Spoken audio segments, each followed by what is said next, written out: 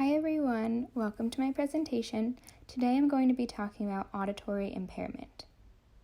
Here are some important terms and definitions to understand when working with hearing impaired students.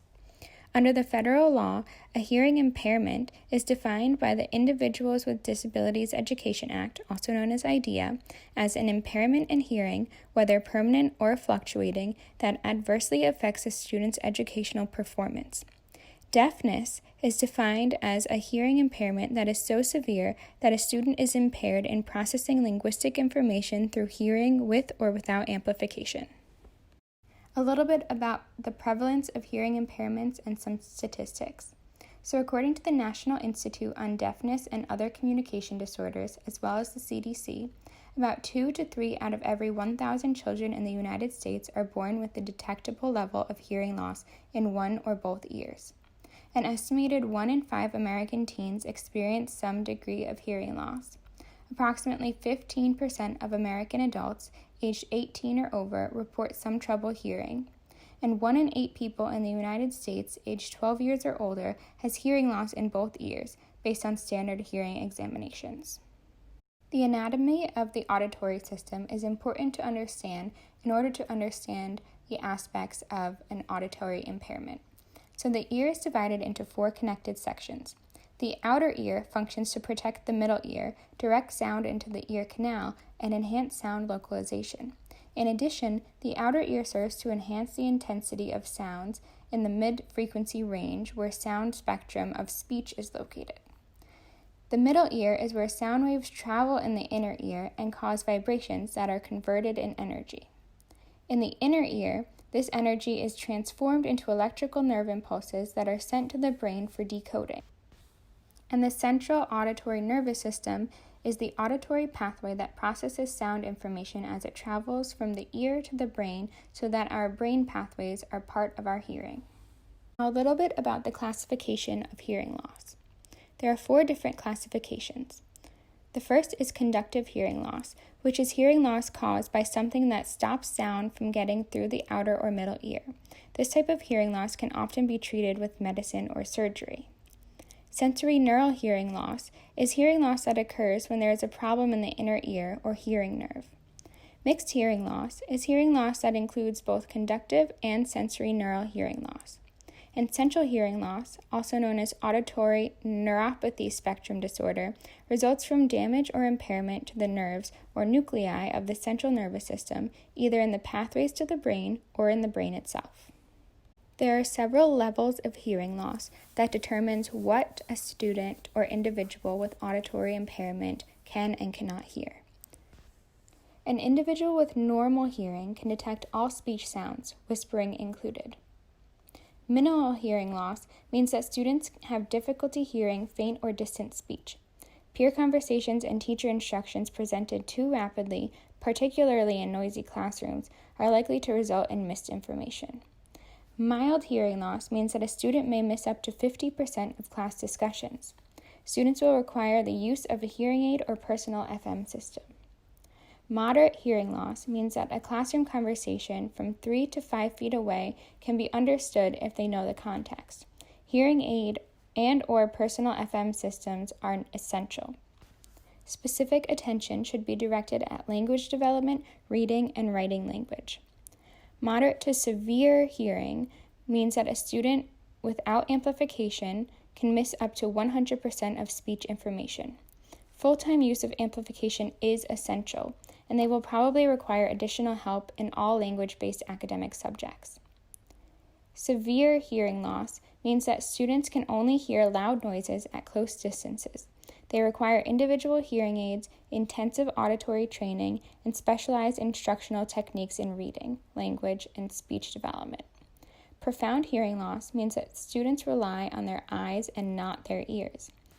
These students are usually candidates for signing systems and specialized instruction techniques in reading, speech, and language development.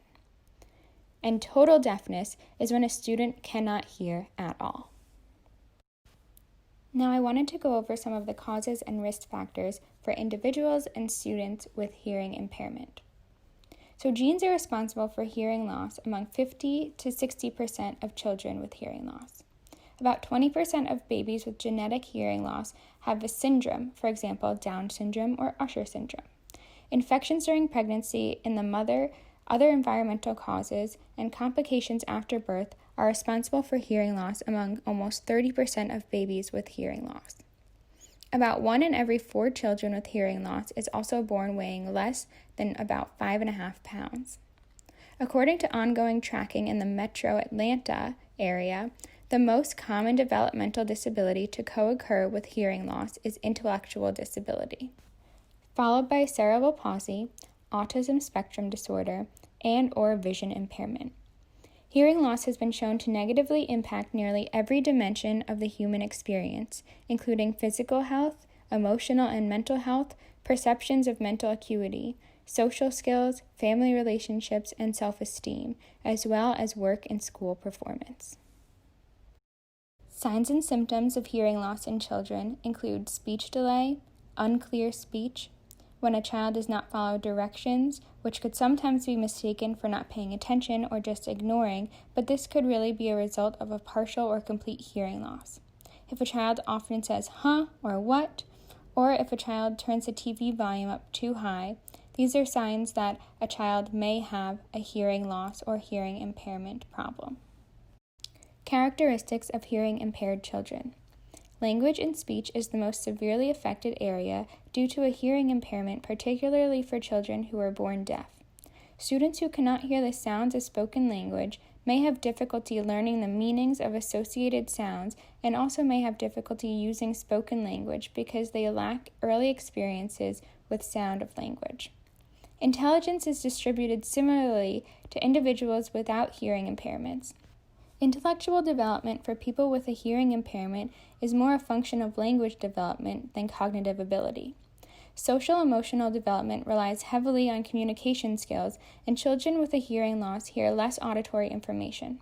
Children with hearing impairments may play differently due to limited ability to share abstract ideas and often prefer to work with pairs of children rather than large groups. Academic achievement may be delayed, although the student may have average or above average intelligence. Reading skills are often delayed due to limited understanding of sound or word relationships, and educational environments often rely on spoken word to train the procedures and assessment measures. So all babies should have a hearing screening no later than 1 month of age. Most babies actually have their first hearing screening while they're still in the hospital. If a baby does not pass a hearing screening, it's very important to get a full hearing test as soon as possible, but no later than 3 months of age. Children should have their hearing tested before they enter school or any time there is a concern about a child's hearing. Children who do not pass the hearing screening need to get a full hearing test as soon as possible. If a student is suspected of having a hearing impairment, the following evaluations should be conducted. An audiological assessment by an audiologist licensed by a state board of examiners in speech pathology or audiology. Next, a medical statement or a health assessment statement indicating whether the hearing loss, if conductive, is treatable and whether the use of amplification is contraindicated. Assessments to determine the impact of the suspected disability on the student's educational performance when the student is at the age of eligibility for kindergarten through age 21, and on the student's developmental progress when the student is age 3 through the age of eligibility for kindergarten. Lastly, additional evaluations or assessments that are necessary to identify the child's educational needs should be conducted. Some services for hearing impaired students. So hearing loss can affect a child's ability to develop speech, language, and social skills. The earlier a child who is deaf or hard of hearing starts getting services, the more likely the child's speech, language, and social skills will reach their full potential. Early identification is crucial in determining what the student's hearing ability is. Early intervention program services help young children with hearing loss learn language skills and other important skills. Research shows that early intervention services can greatly improve a child's development. Special education is available for students from 3 to 22 years old. Special education is instruction specifically designed to address the educational and related developmental needs of older children with disabilities or those who are experiencing developmental delays. Every state has an early hearing detection and intervention program, also known as EHDI. EHDI works to identify infants and children with hearing loss. EHDI also promotes timely follow-up testing and services or interventions for any family whose child has a hearing loss. It's also important that students with a hearing impairment have transitional planning assistance. This includes family support, higher education transition support, employment transition support, and personal, social, and community adjustment.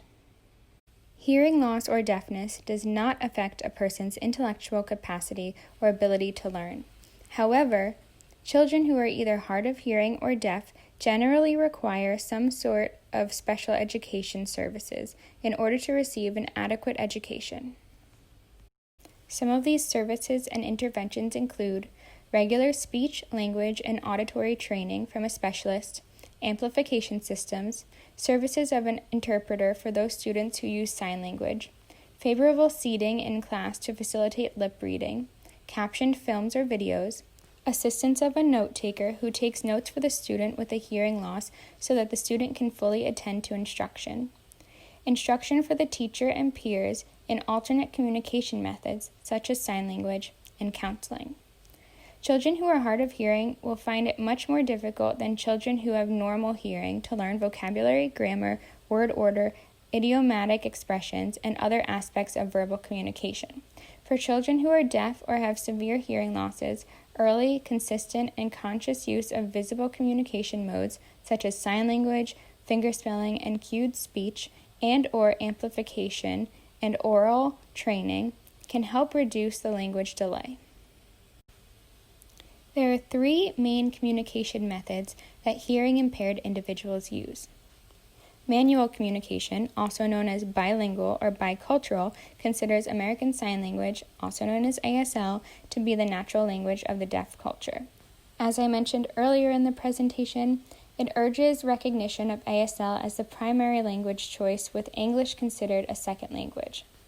Auditory oral communication supports the belief that children with hearing impairments can develop listening or receptive language and oral communication expression skills. It also emphasizes the use of residual hearing, which is the level of hearing an individual possesses, amplification, which are hearing aids, auditory training, etc., and speech and language training. Lastly, total communication supports the belief that simultaneous use of multiple communication techniques enhance an individual's ability to communicate, comprehend, and learn. These are some forms of technology for individuals with hearing impairments. As mentioned in the previous slide, many people who are deaf or hard of hearing have some hearing. The amount of hearing a deaf or hard of hearing person has is called residual hearing. So technology does not cure hearing loss, but it may help a child with hearing loss to make the most of their residual hearing. As listed here, some of the forms of technology include hearing aid, auditory training devices, alerting devices, cochlear implants, telephone amplifiers, audio loop systems, and text, telephone, or teletypewriter systems. When working with students with auditory impairments, it's important for teachers, counselors, and anyone else working with the students to take some considerations to ensure that the students are receiving the best education and access to education as possible. Some of these considerations are below. In addition to classroom considerations, we can also make some classroom adaptations to ensure that our hearing impaired students have the best possible access to learning. Some of these classroom adaptations can be found below. During the age of COVID-19, there are special considerations that we must make when working with hearing impaired students. For example, masks muffle sounds and make it really difficult for students to read lips. Technology may not be accessible when students are learning at home from distance learning, and not everything online will be captioned. Students and their parents and guardians, as well as their teachers and team, should all work together to create a plan that best supports the students' learning. Here are a list of my resources. I hope this was helpful, and I hope you enjoyed.